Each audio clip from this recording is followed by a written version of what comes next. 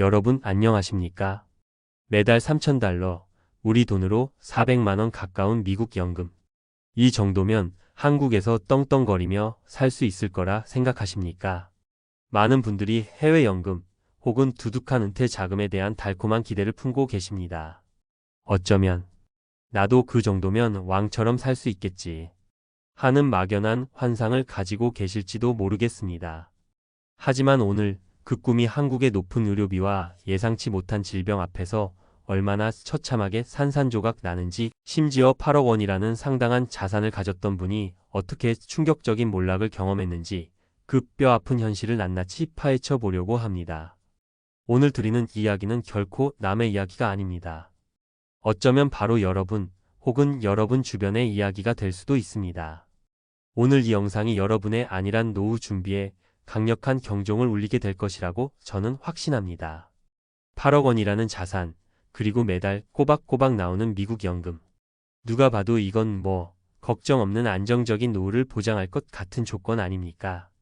그런데 왜 이분은 노후에 병원비조차 감당하기 어려운 지경에 이르렀을까요? 우리는 흔히 연금 액수 자체 혹은 모아둔 자산의 규모에만 집중하는 경향이 있습니다. 하지만 그 돈이 실제 한국에서 어느 정도의 가치를 가지는지, 특히 예측 불가능하게 치솟는 의료비 앞에서 얼마나 무력해질 수 있는지는 깊이 생각하지 못하는 경우가 많습니다. 오늘 이 영상을 끝까지 보시면 이 정도면 괜찮겠지라는 안일한 생각이 얼마나 위험천만한 결과를 초래할 수 있는지 절실히 깨닫게 되실 겁니다. 자, 그럼 오늘 이야기의 주인공 박영수 씨 가명의 사연을 한번 들어보시죠. 박영수 씨는 젊은 시절 미국으로 건너가 수십 년간 정말 성실하게 일했습니다. 그리고 은퇴 후에는 현지에서 꼬박꼬박 연금을 받게 되셨죠. 매달 약 3,000달러, 여기에 한국으로 돌아올 때 정리해서 가져온 자산이 약 8억 원이었습니다. 그야말로 성공적인 이민 생활을 마치고 금의환양하는 셈이었죠. 박 씨는 사랑하는 아내와 함께 그토록 그리던 고국에서 여유롭고 품위 있는 노후를 보내리라 확신했습니다. 주변에서도 모두 박 선생은 이제 걱정 없겠네. 노후 준비 완벽하게 하셨구만 하며 부러워했습니다. 박 씨 스스로도 그래, 이 정도면 남은 인생 걱정 없이 살 수 있겠다 고 자신했습니다. 귀국 후 몇 년간은 정말 꿈에 그리던 생활이었습니다. 오랜만에 만나는 친구들과 회포를 풀고 아내와 함께 국내 명승지를 여행하며 여유를 만끽했습니다. 꼬박꼬박 들어오는 미국 연금과 그동안 모아둔 자산에서 나오는 이자, 수입으로 생활비는 충분해 보였습니다. 그야말로 평화롭고 행복한 나날이었죠.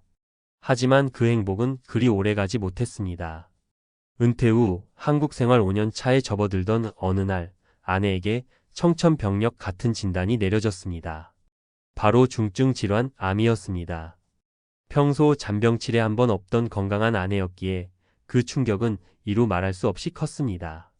그리고 바로 그때부터 박 씨 부부의 모든 것이 송두리째 어긋나기 시작했습니다. 아내의 병세는 생각보다 심각했습니다. 당장 큰 수술을 받아야 했고 수술 후에는 기나긴 항암 치료가 이어졌습니다. 퇴원 후에도 요양병원 신세를 져야 하는 상황이었죠. 물론 국민건강보험이 많은 부분에서 도움을 주었지만 우리가 흔히 간과하는 비급여 항목들, 그리고 더 나은 치료를 위한 선택 진료비, 여기에 하루가 다르게 불어나는 간병비는 상상을 초월했습니다.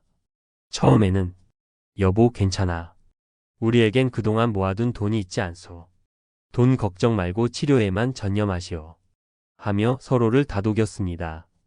하지만 매달 3,000달러씩 들어오던 미국 연금은 한국의 그야말로 살인적인 의료비 증가율과 예측 불가능한 환율 변동 앞에서 속수무책으로 힘을 잃어갔습니다. 한 달 연금이 고스란히 병원비 일부와 최소한의 생활비로 사라졌고 은행에 넣어두었던 적금 통장은 눈에 띄게 빠르게 비어갔습니다. 결국 박영수 씨는 그동안 애지중지 모았던 8억 원의 자산에 손을 댈 수밖에 없었습니다.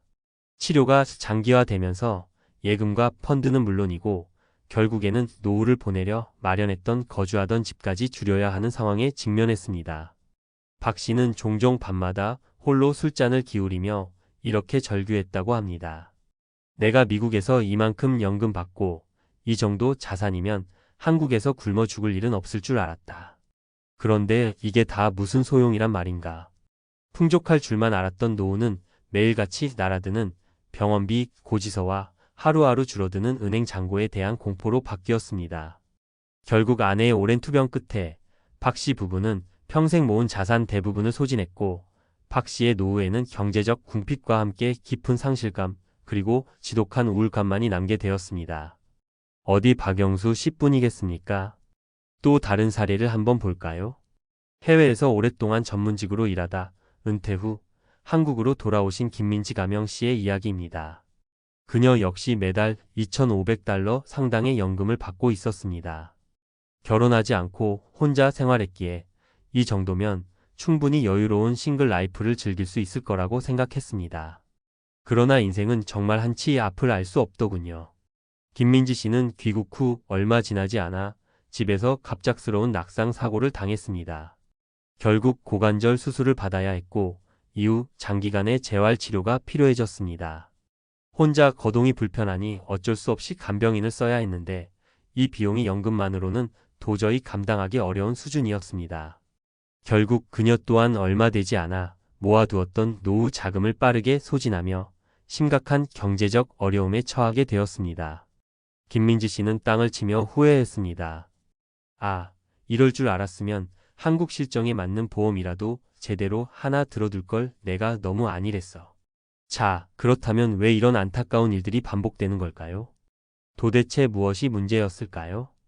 첫째, 바로 해외 연금의 액면가에만 집중하고 한국에서의 실질 구매력과 환율 변동 리스크를 철저히 간과했기 때문입니다. 월 3,000달러, 지금 환율로는 400만 원에 가까운 큰 돈이지만, 만약 환율이 10%, 20% 하락한다면 수령액은 그만큼 줄어들게 됩니다. 반대로 한국의 물가, 특히 우리가 주목해야 할 의료비는 무섭게 상승하고 있습니다. 이처럼 벌어지는 격차를 제대로 예상하지 못한 것이 첫 번째 함정이었습니다. 둘째, 대한민국 의료비 현실, 특히 비급여, 항목과 장기 간병 비용의 무서움을 제대로 인지하지 못했던 것입니다. 물론 우리나라 건강보험 제도가 세계적으로 우수하다고는 하지만 여전히 중증 질환 치료나 장기 요양에는 막대한 개인 부담금이 발생합니다. 특히 간병비는 하루 10만 원을 훌쩍 넘기기 일쑤인데, 이는 고정 수입이 줄어든 연금 생활자에게는 그야말로 치명적인 부담이 아닐 수 없습니다. 설마 내 가족이 그렇게 크게 아프겠어? 하는 안일함이 결국 돌이킬 수 없는 비극을 부르는 것입니다. 셋째, 8억 원이라는 자산 규모에 안주하여 이 소중한 자금을 어떻게 노후 의료비 및 긴급 자금으로 효과적으로 활용할지에 대한 구체적인 계획이 부족했습니다. 8억이라는 돈이 당장 꺼내 쓸 수 없는 부동산에 묶여 있거나 단기적인 유동성 확보가 어려운 금융상품에 투자되어 있다면 정작 급하게 돈이 필요할 때 무용지물이 될 수 있습니다. 또한 자산 규모만 믿고 질병이나 사고에 대비한 추가적인 보장성 보험 가입을 소홀히 한 것도 결정적인 실수였습니다. 그렇다면 이런 끔찍한 비극을 피하기 위해 우리는 지금 당장 무엇을 준비하고 어떻게 행동해야 할까요? 첫째, 한국 실정에 맞는 노후 의료비 예산을 아주 구체적으로 산출하고 이에 철저히 대비해야 합니다. 막연하게 얼마쯤 들겠지가 아니라 실제 발생 가능한 시나리오별로 예상 비용을 뽑아봐야 합니다. 그리고 이를 바탕으로 실손 의료보험은 기본 중에 기본으로 갖춰야 하고, 여기에 암보험, 뇌혈관 및 심혈관 질환 진단비 보험, 그리고 제가 오늘 특히 강조하고 싶은 간병보험 또는 장기요양보험을 반드시 충분한 한도로 준비해 두셔야 합니다. 절대로 연금 액수만 믿고 보험의 중요성을 간과해서는 안 됩니다. 둘째, 만약 해외에서 연금을 수령할 예정이거나 이미 받고 계시다면 그 연금의 환율 변동 가능성, 각종 세금 문제, 그리고 한국의 물가 상승률을 종합적으로 감안한 실질 가치를 아주 냉정하게 평가해 보셔야 합니다. 절대로 액면가에 현혹되지 마십시오. 그리고 가능하다면 연금 외에 추가적인 현금 흐름을 만들 수 있는 방안, 예를 들어 소액의 임대소득이나 은퇴 후 할 수 있는 가벼운 파트타임, 일자리 등도 적극적으로 고려하여 예상치 못한 의료비 리스크에 탄력적으로 대비하는 것이 현명합니다. 셋째, 현재 보유하고 계신 노후 자산의 포트폴리오를 다시 한번 꼼꼼히 점검해 보십시오.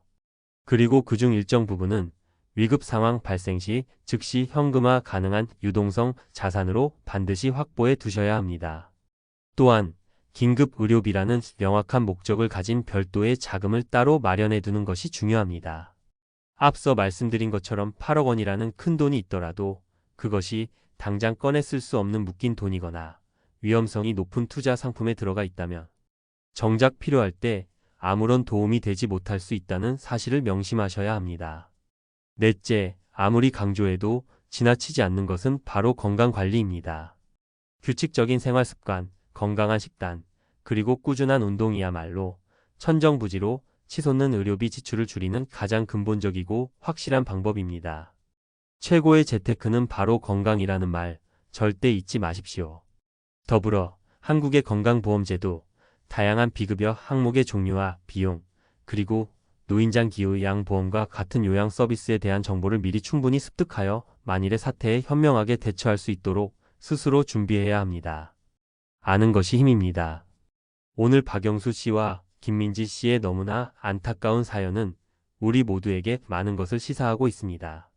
미국 연금 월 3,000불 이라는 그럴듯한 숫자 뒤에 숨겨진 냉혹한 현실 그리고 8억 자산 이라는 든든한 믿음이 얼마나 허무하게 무너질 수 있는지를 여실히 보여주었습니다. 더 이상 나는 아니겠지. 이 정도면 충분하겠지. 라는 안일한 생각에 빠져 있어서는 안 됩니다. 지금 당장 여러분의 노후 계획, 특히 은퇴 후 의료비 및 간병비 대비책을 아주 냉정하고 철저하게 점검하고 부족한 부분을 보완하십시오. 오늘 제 이야기가 여러분의 안일했던 생각에 차가운 물을 끼얹는 다소 불편한 경험이 되었을지도 모르겠습니다. 하지만 동시에 여러분의 은퇴 준비에 단순한 경고를 넘어 실질적인 행동 변화를 이끌어내는 현명한 길잡이가 되기를 진심으로 바랍니다. 부디 철저한 준비와 현명한 지혜를 통해 건강하고 풍요로운 노후를 맞이하시기를 진심으로 응원하겠습니다. 오늘 영상이 여러분의 노후 준비에 작은 도움이 되셨다면 구독과 좋아요 꼭 부탁드립니다. 앞으로도 더욱 유익하고 진솔한 내용으로 여러분을 찾아뵙겠습니다. 감사합니다.